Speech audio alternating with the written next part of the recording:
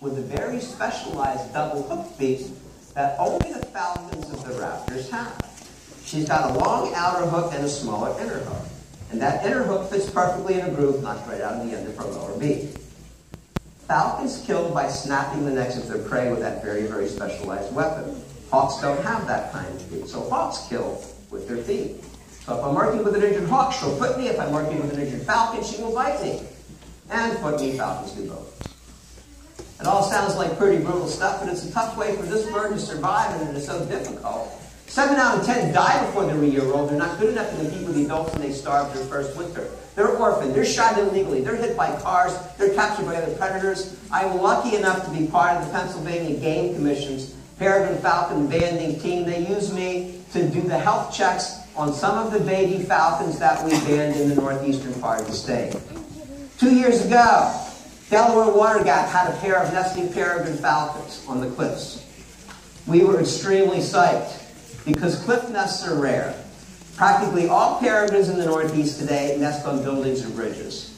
This was a new cliff nest. There was one hatchling, and it was Sadie. And when she was 23 days old, we went to the top of the cliff. They sent a climber over the side, 200 feet down, rappelled into the eyrie, into the nest site, put Sadie in the bag. We hauled her up the cliff face. I removed her from the bag to do her health check and noticed immediately that she had already fractured her right wing in the nest at least a week before, maybe 2. It was heavily scabbed over. It was massively infected, and we had no idea how it could have occurred. I couldn't leave her there. She would have died. So I took her back to the Raptor Center to do some x-rays. Didn't expect to find much because at 23 days old, her bones have not yet ossified. They are still practically mostly cartilage. And guess what? Cartilage doesn't show up in an x-ray at all. So I saw a whole lot of empty space with little pieces of bone formation here and there. Not enough to perfectly fixate a pin. The pin would have actually interfered with the healing process as well because of the infection. And I was less concerned about future flight. I was much more concerned about the infection. The infection could have taken her weight. The infection could have taken her life. Took a few weeks to get the infection completely under control, another few weeks for the wing to heal in its entirety. But as you all can see, Sadie's right wing droops. And if she flaps, you can see she doesn't have the extension of her right wing that she does in her left. Peregrine falcons live on every suspension bridge along the Hudson from New York City all the way up into Albany. But we're very lucky because in this area, we have at least 4 nests along the Susquehanna and the Wilkes-Barre Strait. So it's kind of cool to know that these birds are really coming around. You can see these birds being raised up online if you would Google Pennsylvania Falcon Cam from March through early June. There's a camera set up on the ledge in Harrisburg. And you can watch the babies hatch out, grow up, fly away, parents come in and feed them. It's all pretty cool stuff. But the baby's fledged already in early June. The camera's probably still up, so if they do hang around the ledge every once in a while, you might still be able to see them.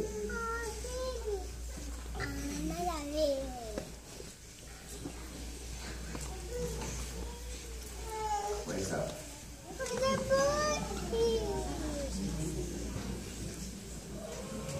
Whoa, that falcon!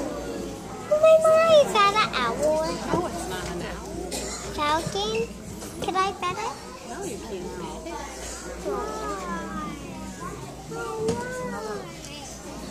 Had to clean some mouse off. It's not a falcon, it's a hawk.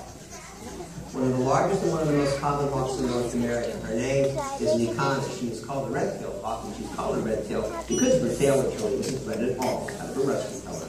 When the sun shines through it from a distance, it looks orange or light orange on the other side. See a red tail out there? The first thing you notice is you're looking at a really large, wide-winged, blocky bird. 4-foot wingspan for a big female, which is what she is. Notice she's quite light underneath, except for these darker stripe feathers across here called the belly band. From a distance, it shows up as this wide horizontal band across her chest. And it is one of her other major field marks for identification besides the solid colored tail for the adult. So much for her plumage. Take a very close look at her feet.